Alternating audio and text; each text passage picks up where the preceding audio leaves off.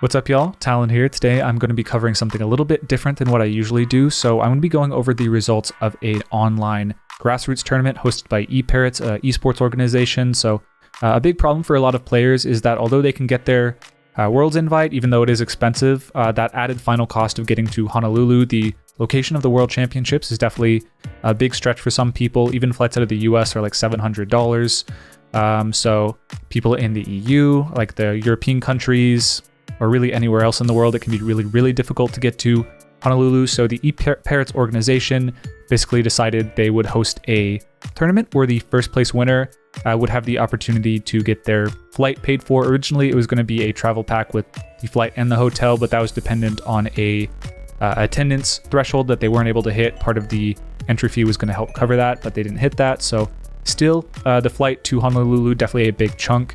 And ultimately, the tournament was won by someone that definitely requires no introduction, but we will do it anyways. Wolfe Glick, the World Championship of 2016, 9-time regional championship winner, national winner, three times, as well as Players Cup, winning every official event you can at this point. He's definitely been on a hot streak, but this is a new format, so it's definitely really cool to see him still in form, even though it's the first big tournament of this format. So with that being said, let's go check out the team that Wolfe was ultimately able to take the championship with. Wolfe won with Calyrex-Shadow Rider. I think a lot of people were projecting Calyrex to be the strongest Pokemon out the gate. Wolfe went with a Focus Sash Terapagos set with Nasty Plot, with a lot of supporting Pokemon on the team.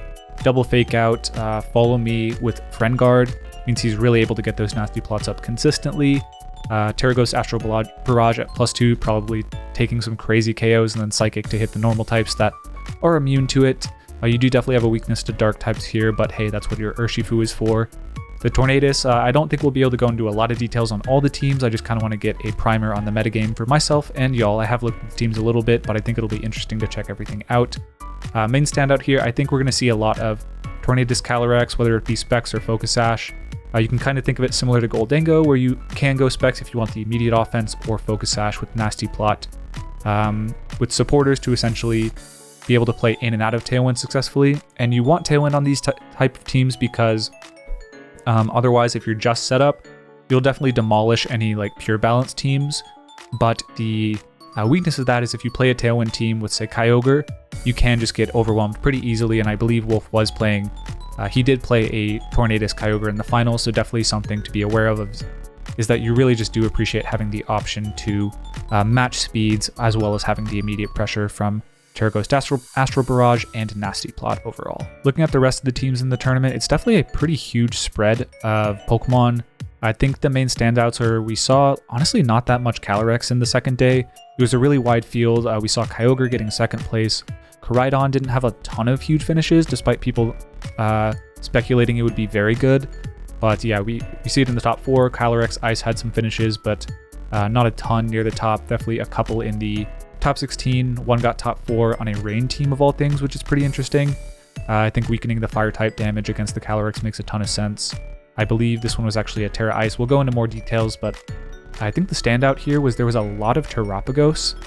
The Calm Mindset seemed to be something really that people were honing in on as very good, as well as seeing some standout, or some, I would say, dark horses, even though they aren't actual horses. Rayquaza stood out to me as well. Toller Webb, a recent regional champion, and Darts also both had the same team. I believe they're in the same team building chat and built it out together, but pretty interesting. I think people were definitely sleeping on that, as well as just, I guess, Calyrex-Shadow Rider definitely dominating in the rest of the tournament, but all these basically fields with no resistance are the people that were able to cut the tournament and play in the next stage. So really a lot of Calyrex-Shadow Rider falling outside, and then inside it was just a ton of Terapagos, as you can see, and then a couple Calyrex, and then yeah, I think Terapagos was definitely the standout here, with a ton of European players shifting towards that Calm Mind, Terra Starstorm, Earth Power set. I want to go a little bit deeper now, so we're going to be covering the second place team just because it has Kyogre, Tailwind, which was an archetype people were really counting out. I think the existence of Ogerpon Wellspring and the dominance it had over Regulation F made people think, okay, this thing's going to be continuing to be dominant, but it really didn't have that much usage. If we go to the metagame tab, as you can see, the Wellspring Ogerpon just barely at 12th on the usage stats with 15.2% usage with a 45% win rate, so winning less than the majority of its games. So it's definitely not doing as well as people projected, and that led the basically introduced the opportunity for Kyogre to do really well. But even saying that, I want to note that the highest finishing Kyogre here wasn't a Terra Water set, it was Terra Grass.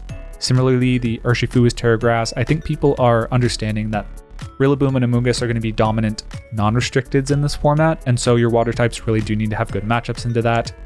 Interestingly, Yotis also had a grass type Archaludon, so you can basically see that they fear Amoonguss. When they close their eyes, all they see is the Shroom, so definitely trying to cover that as best as they can on their Rain team. Basically, the idea behind this team is to set up Rain with Kyogre, Tailwind, Water Spout, Origin Pulse, etc. You could protect the Kyogre with the Amoonguss, protect your Archaludon once Rain is up and get Electro Shots off, or sweep with Chien-Pao, Rapid Strike, Urshifu in the Rain. I think this team is really well built. This team doesn't look observably bulky, but I think that's pretty deceptive. The combination of U-Turn plus Archaludon means you can U-Turn yourself turn 1, go for basically get a stamina boost and then switch out into your Kyogre and hit an Electro Shot, or go into your Amoonguss to sponge up any damage with Arch, or the Amoonguss and then Pollen Puff yourself. So I think this team definitely has a lot of defensive balance play, in addition to just being able to push an advantage with Rain boosted sweepers like Kyogre, Archaludon, and Rapid Strike Urshifu. In Rain, with the Sword of Ruin, it's definitely very threatening, and you have that Tailwind mode when you're playing against other balanced teams if you want to switch it up, or to match Tailwinds against other Tailwind teams. So I think this is a very powerful team, and it's no surprise that Yotis was able to get to 2nd place, ultimately losing to Wolfe in finals. So this team is the Koraidon team that a lot of people were thinking were going to be really good. Not this one specifically, but the Koraidon as an alternative to Groudon, just a faster, kind of stronger and more versatile Pokemon overall than Groudon. Also not being weak to Kyogre as a Sunsetter, very cool. I don't think a lot of people were projecting Walking Wake to be that good. Flutter Mane and Incineroar are always, we were always going to see those rise to prominence with this Pokemon, but featuring the Choice Specs Walking Wake, I believe it's Speed Booster, I'm not certain about that, but you can definitely see the utility in having a speed boosting Choice Spec Snarl to go up against Calyrex-Shadow Rider and do insane damage that way, while also stifling their damage output. As another Calyrex-Shadow Rider option, we have the Farigiraf, which is definitely very high usage. We're going to be seeing a lot of normal types rise to prominence if the Ghost type Calyrex-Shadow Rider is the most common attacker in the format, or the most threatening one. Having a normal immunity as a Terra type, we see it on the Rillaboom, or just a base type is going to be really valuable. So keep an eye out for that. Farigiraf, Indeedee, both having priority blocking, which is good for all the fake out in the metagame, as well as being immune to the ghost types, definitely something to keep an eye out on. This Koraidon set's very interesting. It is Clear Amulet to avoid any Icy Wind drops, but more notably Incineroar Intimidate. It has Swords Dance, Collision Course to do a basically knockout to Incineroar. Not sure if it gets it before Sun or before your Swords Dance. I have to imagine it gets pretty close, probably spread dependent.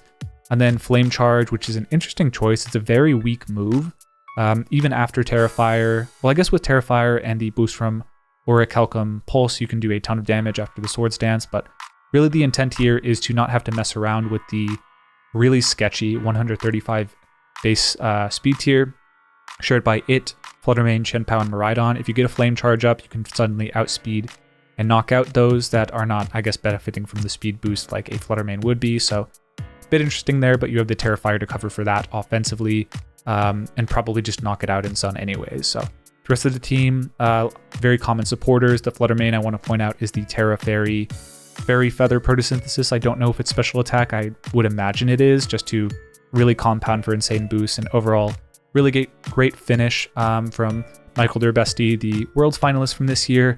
Definitely a heavy hitter in the team building and play department, and excited to see a really cool take on Sun here with the Walking Wake. Next up, we have an Ice Rider Calyrex team by Olimac, able to go 8-3, make the top 4. So this is an interesting take. It is a Terra Grass one. I think that's probably going to be the most common Calyrex Terra type, just because you don't have to worry about Amoonguss basically ruining all your game plans. We don't have Tapu Fini like we had in previous generations, which would pair with Ice Rider Calyrex to stop the Amoonguss, so here we have Terra Grass. You don't want to go Safety Goggles because Clear Amulet is such a valuable item. Otherwise, you will just get Intimidate cycled. And to further improve your Incineroar matchup, we actually have Rain We have a Pelipper on the team with Rocky Helmet opting for a bit more bulk rather than the Focus Sash that we usually see. Interesting choice. I generally like the Focus Sash just for utility, just almost guaranteeing you get one strong attack off, which when you're fighting against Incineroars, Amoonguses, Rillabooms, Rapid Strike, Urshifus in the metagame, that can be really valuable, but I digress. It is a Terragrass-Calyrex with the standard set of Glacial Lance, just overall high power, and then high horsepower to hit the Steel and Fire types, which would otherwise resist you. After an As-1 boost, I believe you can knock out Incineroar with the high horsepower. I'm not certain about that though, but definitely very close. And then the rest of the team, pretty standard. The Urshifu going for a Terra Water Choice Scarf set, trying to just hit as strong as possible. And the Farigiraf, I think, is the other standout. Like I said, getting a lot of usage, a great Trick Room Pokemon to handle Calyrex-Shadow Rider. This one indexing even further in that direction by going for a Shadow Ball instead of a Psychic move. Basically, if they don't have Intimidate on the field, they can't fake you out. You just go for Shadow Ball and go for the 4-time super effective knockout onto that. It's really hard to deal with that combo. Here we have Pado's team. It is a Terapagos team. A lot of the elements on this team are pretty standard looking, but I think the standout is the item on the Terapagos. We saw a lot of leftovers, but this one is running a Covert Cloak, so essentially trying to avoid any flinches from all the fake out users in the metagame, trying to pin you next to an Urshifu and basically fake out while close combating you and take knockouts that way. This is not... While you can still go for the fake out close combat pin, you can't get the flinch, so that does grant you the opportunity to go for Calm Minds while the Urshifu isn't on the field, Terra Star Storms for insane damage at +1 or +2 against all your opponent's Pokemon, and then Earth Power if you have Knock On for Terra and you're up against a Steel type or really anything that you would not want to be hitting with that rather than a normal type Terra Star Storm. Beyond that, the only things of note I would say on this team are the Terra type on the Urshifu, as well as the abundance of Taunt, as well as Taunt Fear on the Amoongus being Mental Herb. One thing you can do against Terapagos is just slap an Amoongus in front of it, and if you don't have Taunt on the field, that's a pretty free Spore. You don't immediately get knocked out, and there's not a lot on this team that can quickly dispatch Amoongus, so I definitely can appreciate that choice. Lucario, another former Worlds competitor, as well as a friend of Pado's, I believe. This time, a little bit of shifting on the items. Covert Cloak, Amoongus, again to avoid fake outs, as well as a Tornadus to basically enable the Terapagos to go in Tailwind.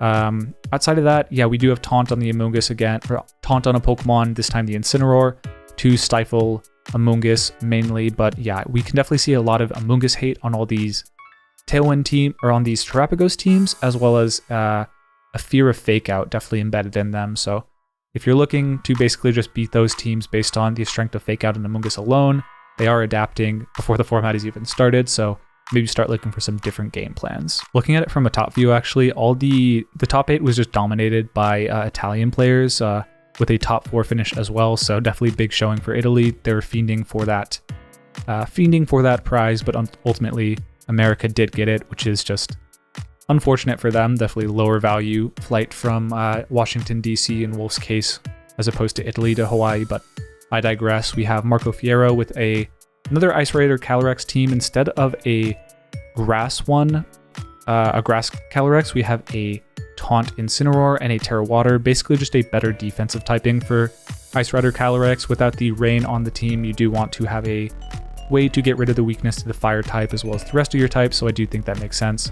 Also resisting the steel type that Ice Rider Calyrex is weak to. That's not too common of an attack. Marco might have predicted based on his own Goldengo that it would be a little more popular. Didn't end up being the case, but yeah, if you don't have a defensive Terra against the steel type Make It Rain, you can definitely imagine, even though you're setting Trick Room up and getting the drop on it with high horsepower or something, if you have redirection, you can definitely just go Make It Rain after 2 nasty plots and take the knockout. So I do think it makes a lot of sense to have the Terra Water defensively as well as the grass type. However, that does open you up to the weakness to Amoonguss Spore in Trick Room, so for that reason, Marco has Taunt Incineroar. Yeah, just get used to seeing more Taunt. Amoonguss seems to be a thorn in a lot of team side that people are taking seriously, so beware of Taunt. Makes Pado's Mental Herb set a lot more, makes a lot more sense seeing how much Taunt is in the metagame. Last team from the top 8 is going to be Fede Campo. I believe he got top 4 at this World, so actually a lot of people who did excellent at the World Championship, which was the first format of Regulation D. Also adapting pretty quickly, unsurprisingly, and doing well in this first tournament of the format, so good for them. We have a team that's pretty similar to Wolf's team. 5 out of 6 of the Pokemon are the same, except the Amoonguss on Fede's team is a Clefairy on Wolf's, and beyond that, some differences in the sets. I won't go into the Incin, Rillaboom, Rapid Strike, or Torn. Actually, very similar sets on those, but the Amoonguss, pretty standard Rocky Helmet focusing on Urshifu Rapid Strike. But the Shadow Rider Calyrex is definitely very different. Wolf went for the Focus Sash Terapagos Nasty Plot. This one is Spell Tag, so maybe indicative it could be a little bit bulkier, but mainly the Draining Kiss is very good against Dark types that would like to switch in on the Astral Barrage, as well as just if you're a bulkier Calyrex, you can go for Nasty Plot, take a bit of damage, and then go for a Terra Fairy Draining Kiss. Maybe take a knockout, heal up all the damage, and then start to Cascade Boost, and then it's just getting really crazy with +3 Spell Tag Astral Barrage. Next up, we have Penguin, which is a team that is kind of more what we were expecting to see from Terapagos, in my opinion, or at least what a lot of people were seeing on ladder is the comfy Terapagos strategy. There's actually no Rillaboom to make the Floral Healing go from 50% to, I believe, 2/3. But yeah, still the comfy combo, going for Calm Minds, taking advantage of the brokenness of the ability on the Stellar Terapagos with the damage reduction. I'm actually not sure. I truthfully haven't played a lot of Regulation G myself, so still need to get familiar. This is part of my effort to do that. But yeah, the Calm Mind, basically setting up Calm Mind. You have Fake Out with Iron Hands. You can go for Follow Me with Ogerpon. Essentially just trying to get as much offense on the board with your Terapagos and go for a sweep that way once you have Tailwind speed control up, and also just healing yourself off with the Comfy. I think the standout here is the haven't seen a lot of Ogerpon Wells Heart Flame this format. Iron Hands, again, pretty uncommon. And then Araquanid with Clear Amulet, Water Bubble, Liquidation, just knocks out Incin on switch in. And then the Wide Guard is very valuable against Kyogre, because you're not really weak to Astral Barrage. Could be against Expanding Force, that might be a tricky matchup. Now that I look at it with no Dark types on the teams, but the Araquanid definitely an interesting choice with no Trick Room. Overall, this team I believe went 6-1 and ended up as the top seed in the first day. So interesting squad overall, definitely a lot of merit here. Something I'll probably test out just to see what lessons can be learned from it. So subscribe to the channel if you're interested in checking that out in the future. But yeah, very interesting team here. Now we'll go into the next highest finishing American player, Dimsun. Toller Webb won the Knoxville Regional Championship. So definitely a very accomplished player, as well as a Senior Division World Championship. Matching Wolf in the championship title, but not in this championship title, unfortunately. But Toller's a team builder I definitely respect a lot, doesn't take a lot of decisions for granted, and immediately experimenting with the Rayquaza. So I think a lot of people were sleeping on Rayquaza, myself included. Admittedly, the stats aren't that much better than Dragonite offensively to justify just, instead of having Inner Focus Choice Band, having to go Clear Amulet, Swords Dance. That didn't seem like a big draw to me, but after talking to Toller and Darts, who did use this team as well to get top 16, the draw here really, as much as Swords Dance E-Speed is very strong, there's not a lot of resistances for Dragon Ascent, really flying type moves in general in this format, and rather there's a lot of weaknesses. Amoonguss, Rillaboom, Urshifu all weak to it, and everything else just doesn't resist it. The few ghost types in the format, Calyrex and Fluttermane, fold to a strong Dragon Ascent. I guess Calyrex is a little trickier, but for that you have a lot of partner Pokemon that deal with it. The Farigiraf on Toller's team, we do see the return of the Shadow Ball to cover for that, as well as Helping Hand to boost up your Terra Normal, Swords Dance E-Speeds to absurd levels, sort of ruin again kind of the Pow Knight combo, but updated with Swords Dance. And given you are trying to set up a lot on this team, whether it be Trick Room or Swords Dance, we have Amoonguss and Incineroar. Toller and Darts noted throughout the tournament that Airlock came in handy a lot more than they expected, played a lot more Sun and Kyogre and Groudon than they were expecting, and ultimately found a lot of value in that over something like a Dragonite Inner Focus. The next team I want to cover is by Regis, Spanish player, I believe. This team's interesting to me in that it kind of represents a trend in a lot of these Regulation G teams, which I'm not sure will change or not. There's definitely, I feel like the teams with Farigiraf are more representative of where the meta will go. This team and a lot of the Tornadus teams, honestly, remind me of Regulation F a bit too much. I think because the format is new and a lot, like outside of your one restricted, all the Pokemon that were good in Regulation F are probably still going to be good. People tend to be leaning on compositions that they found strength in previous formats. This is a huge example of that. So we have basically the team that Nils Dunlop was able to win nationals with, except for the Urshifu is now an Ogerpon, which makes some sense given a Terra Water, Choice Scarf. Kyogre would just run over this team pretty easily if they have something to stop Fake Out. But yeah, outside of that, it is just pretty much the Nils team with Ice Rider Calyrex instead of Ursaluna. Main point of interest here is it's a Terra Ice Rider Calyrex. I think that's a little bit odd overall. I think defensive is a little bit better on a Pokemon like this just because you're going to be compounding boosts from the As One ability anyways. But if you think that you need a Terra Ice to get the first KO, it makes sense just because you can continue to snowball a bit faster. But yeah, overall, very similar. I wanted to point out that trend now before we get too far in the format. I feel like we're going to see a lot more team composition similar to Michael their Bestie, where it's just very, very different from what we're used to seeing. Those teams feel like, at least in the early format, will have an edge given people are unfamiliar with how to play against them. This team, which also got top 16, is more in line with what people I think were expecting for the Koraidon teams. This one has Tailwind, Manual Sun, Chi-Yu, and then a couple Protosynthesis Pokemon to round it out. The Fluttermane with Focus Sash Protosynthesis, which is so scary. You can get the speed boost, you don't even need Tailwind, and then go for Icy Winds. And then basically you need to take 2 hits to be knocked out, which is really difficult when all that offense is being threatened.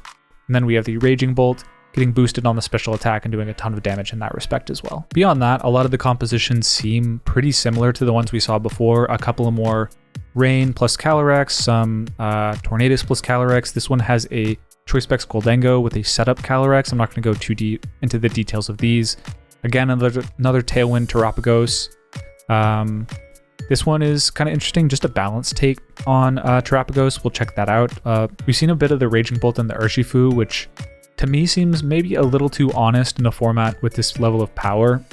Just trying to slow play it with Snarl, Thunderclap, etc. But you can go for Snarl against the Raging Bolt or the Calyrex-Shadow Rider and Sucker Punch and Wicked Blow. So definitely some value there, but and able to go pretty deep in the tournament. But yeah, I think speed control is pretty important, and I'm not sure if Icy Wind Flutter cuts it with Terapagos will, remain to be seen. Probably some teams that can be good and come from that, but a lot of these teams seem to have a lot of power augmentation with Rain to keep up with the other restricted, so this team kind of lacks that, and I'm not overly sold, but I'll definitely give it a try myself at some point. So after the top cut, I don't want to go into every team, but I will go into some of the cooler ones. I haven't looked into the details of these teams, so they're going to be as big of a surprise to me as they are to you, but I want to go over some of the cooler 4 and 3 teams that were just one win away from making the cut, which had some interesting picks. First off is going to be this Zamazenta team, so I think this is interesting for one of 2 reasons. Number one, Zamazenta obviously very uncommon. I don't think a lot of people thought this Pokemon was going to be very good, but 4-3 in a tournament this stacked is pretty impressive. It's on a Rain team, so taking advantage of the Pelipper and the Urshifu Rapid Strike to apply some pressure to give the Zamazenta some time to set up Iron Defense body presses, and then Behemoth Bash things like Fluttermane or other ghost types that you can't hit with the body press. But yeah, interesting overall. And then Snarl, of course, to deal with the Calyrex-Shadow Rider along with Wide Guard. Interesting team, but I wanted to go over it mainly because it actually outplaced Zacian for probably the first time in its competitive history in a restricted VGC format, so that's really cool. This team, very similar except Tailwind on the Pelipper and no Choice Scarf Urshifu, and then a Swords Dance, Behemoth Blade, Playrough team, Playrough option. I'd probably go, well, I guess with the Urshifu you can kind of cover Incineroar a bit better, but yeah, Sacred Sword definitely has a ton of utility at one-hit KOing Incineroar after the +2 boost, so worth noting there. Next up we have Raider VGC. He got, I think, top 8 in the 2018 World Championships and a strew of other really strong placements, but this team has a huge focus on setting up the Calyrex offensively. It also has a Blood Moon Ursaluna, which I think is pretty strong and maybe underplayed right now. Like I said, normal type's very strong against Calyrex-Shadow Rider.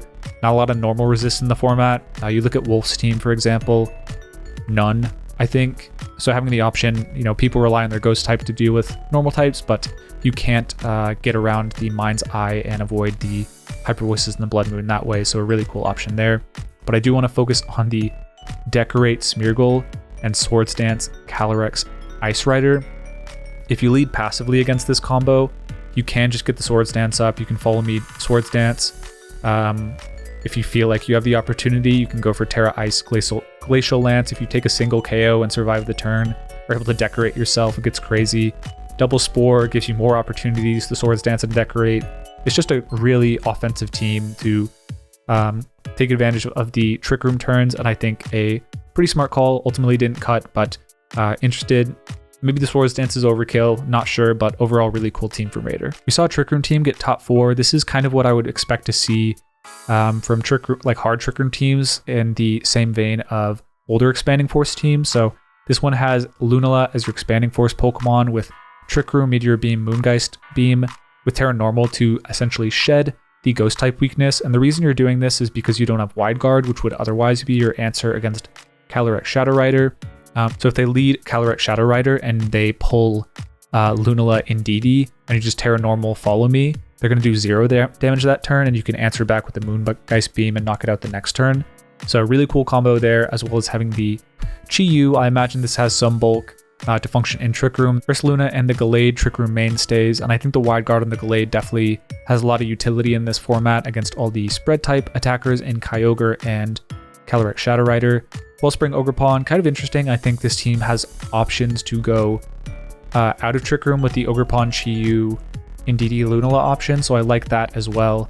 Really interested in Lunala this format. I think Expanding Force might be a little slept on, but one weakness it does have is most counters that handle the Calyrex-Shadow Rider are going to have embedded dark types that do handle the Lunala pretty well, so yeah, worth noting. The last team that went 4 and 3 is pretty crazy. It has a Iron Defense, Wide Guard, Body Press, Mirror Coat, Avalugg. So against the physical attackers, get the Iron Defense, Body Press going. Against special attackers, Mirror Coat. Really crazy. Can't hit Fluttermane, can't hit Ghost types unless you hit them with the Mirror Coat, but you do have Snarl and Knockoff for those guys as well. Sinistcha with Rage Powder, Hospitality, just able to get Trick Room up and let you set up as well as healing you. Grimmsnarl is such a weird set. It's Assurance, Light Screen, No Reflect, Sucker Punch, Spirit Break, kind of offensive with Terra Dark. And then Volcarona going for 3 attacks, Quiver Dance, Zekrom as the restricted, none of those else near the top of the standings, but able to get 4-3. Covert Cloak, like a lot of people are doing, to basically limit the impact of Fake Out on the battle, but it does forfeit Clear Amulet for that, which I'm not a big fan of because the damage output isn't that crazy to begin with. You don't have a boosting ability in Terravolt, it's basically Mold Breaker. So you need a couple Dragon Dances to get cooking, but once you have those, you have a lot of Fake Out you have Fake Out, you have Rage Powder on the team, so a lot of opportunity for setup, a lot of, your opponent does kind of have to pick which one to focus on, so really interesting team from King Yveltal, and yeah, this is going to be the last 4-3 team we cover, I think. Going to be going into the metagame tab here, so I want to start with the high win percentage Pokemon, in particular the ones with high usage stat as well. So Clefairy, Rayquaza, Araquanid all had very low usage and high conversion rates, just kind of player biased in my opinion. Clefairy kind of carried by Wolfe for the most part. I think Wolfe went 10 and 2, so the other player went 0-1 drop. So yeah, just very Wolfe skewed. Rayquaza skewed by the 2 people using it and cut. Araquanid similarly, both cut, I believe. And then looking next, the Terapagos had a 58% win percentage about with 15 usage. So that's obviously something really important. It handles Terapagos team, or it handles Calyrex-Shadow Rider teams pretty well, having that embedded immunity to the Astral Barrage. So worth noting as well, Koraidon, Rapid Strike, Urshifu, Tornadus, Chien-Pao for Rigraff. Rigraff is the one I would definitely focus on as being the main takeaway from this tournament, as well as Rain on Pelipper, Urshifu. I think the ability to stifle all the Intimidate cycling in the tournament, you can run Safety Goggles and Psychic to deal with Amoonguss. You can run Hyper Voice Throat Spray, do a ton of damage. Have your own embedded Trick Room mode, as well as Shadow Ball to deal with Calyrex Shadow Rider. I think this is a really strong Pokemon here. Beyond that, once again, congratulations to Wolfey for winning this tournament on a really hot streak lately, actually winning, what was it? Charlotte, win top 16 at EUIC, win at the next regional, and then win at this tournament. Yeah, he's won 3 out of 4 of the last tournaments he's played in a serious capacity. So yeah, really historic run by him, honestly. The game's best right now, uncontested in my opinion. Being this is the first large tournament in this format, I think it's definitely something a lot of players are going to be looking to for team building notes. People are going to be studying the teams pretty seriously to try and figure out what they want to use at the first regional, I believe in Indianapolis at the start of May. So if you want to check out the standings for yourself, I'll have that linked in the description below. Let me know if you guys enjoy these type of videos by commenting below. I haven't really done a lot of videos like this just because I think they can be kind of disorganized and not really my style in general, but you know, styles change. So if you guys enjoy these videos, please let me know in the comments, give this video a like and subscribe to the channel. With all that being said, yeah, peace y'all.